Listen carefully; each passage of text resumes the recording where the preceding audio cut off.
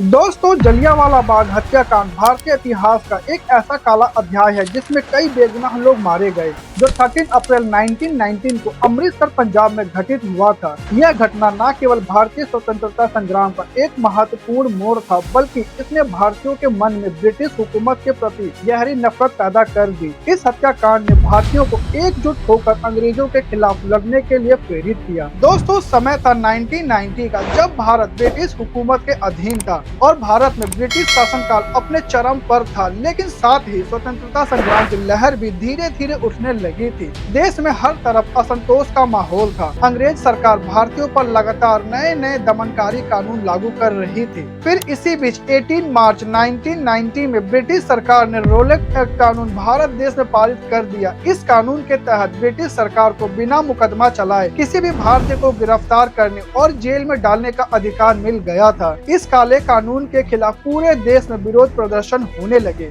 महात्मा गांधी ने इसके खिलाफ सत्याग्रह आंदोलन शुरू किया, जिसमें लाखों भारतीय शामिल हुए। पंजाब में भी लोग इस काले कानून के खिलाफ आवाज उठा रहे थे, पर पंजाब में इस आंदोलन ने बड़ा रूप ले लिया, जिसे देखते हुए 10 अप्रैल 1990 को पंजाब में दो लोकप्रिय राष्ट्रवादी नेताओं सैफुद्दीन किचलू और डॉक्टर सत्यपाल को ब्रिटिश अधिकारियों ने बिना किसी वारंट के गिरफ्तार कर लिया। इससे भारतीय प्रदर्शनकारियों में आक्रोश पैदा हो गया। परिणाम स्वरूप प्रदर्शनकारी नाराज हो गए और 10 अप्रैल 1990 को गुस्साए प्रदर्शनकारियों ने मिस्टर इरविन के घर तक मार्च किया और डॉक्टर सत्यपाल और सैफुद्दीन किचलू की रिहाई के लिए नारे लगाए। और यहाँ पर ब्रिटिश पुलिस और भारतीय लोगों के बीच हिंसक झड़पें हुई, जिसमें कई लोग मारे गए। जिसके बाद ब्रिटिश सरकार ने अमृतसर में मार्शल लॉ लागू कर दिया और सभी सार्वजनिक सभाओं पर प्रतिबंध लगा दिया। पंजाब में मार्शल लॉ लग चुका था, लेकिन 13 अप्रैल को हर साल जलियांवाला बाग में बैसाखी के दिन मेला लगता और हजारों लोग जमा होते थे।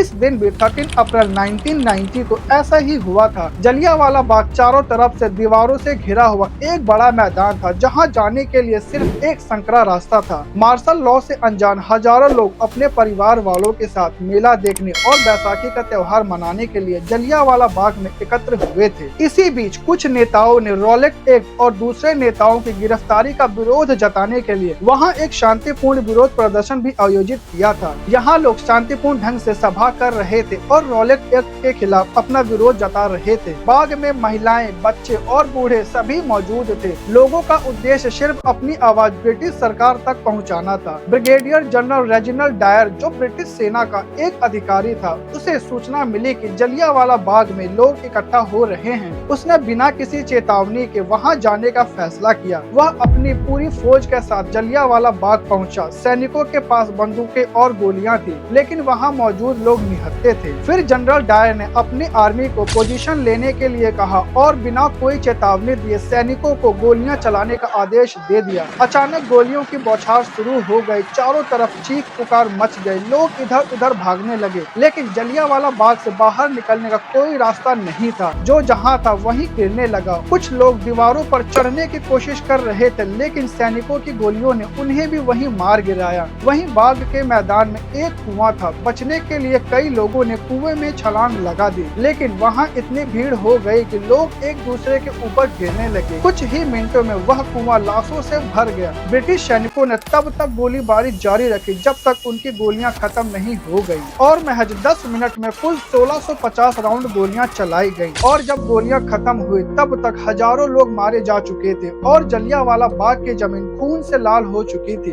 इस हत्याकांड में मारे गए भारतीयों की संख्या कभी पता नहीं चली। ब्रिटिश सरकार ने अपनी रिपोर्ट में टोटल 379 लोगों के मरने की बात कही, लेकिन असली संख्या इससे कहीं ज्यादा थी। कुछ रिपोर्ट्स के अनुसार 1000 से भी ज्यादा लोग मारे गए थे और सैकड़ों लोग घायल हुए थे। इस हत्याकांड के बाद पूरे देश में गुस्से की लहर दौड़ गई। लोग आक्रोश में आ गए, लेकिन ब्रिटिश सरकार को इसका कोई पछतावा नहीं था, बल्कि ब्रिगेडियर जनरल डायर को अंग्रेज सरकार ने सम्मानित किया। उसे अमृतसर का रक्षक कहा गया। ब्रिटेन में कुछ लोगों ने उसे नायक की तरह देखा, लेकिन भारत में वह एक क्रूर हत्यारे के रूप में कुख्यात हो गया। महात्मा गांधी ने इस हत्याकांड के बाद अंग्रेजों के खिलाफ अपना आंदोलन तेज कर दिया। उन्होंने असहयोग आंदोलन की शुरुआत की और अंग्रेजी शासन को उखाड़ फेंकने का संकल्प लिया। जलियांवाला बाग हत्याकांड ने भगत सिंह, चंद्रशेखर आजाद, सुखदेव और राजगुरु जैसे क्रांतिकारियों को भी प्रेरित किया। भगत सिंह तब सिर्फ 12 साल के थे, लेकिन इस घटना ने उनके मन में अंग्रेजों के प्रति गहरी नफरत भर दी थी। तो दोस्तों, आज की वीडियो फिलहाल इतना ही। अगर आपकी वीडियो अच्छी लगी हो तो इस वीडियो को लाइक, कमेंट और शेयर करना मत भूलिएगा।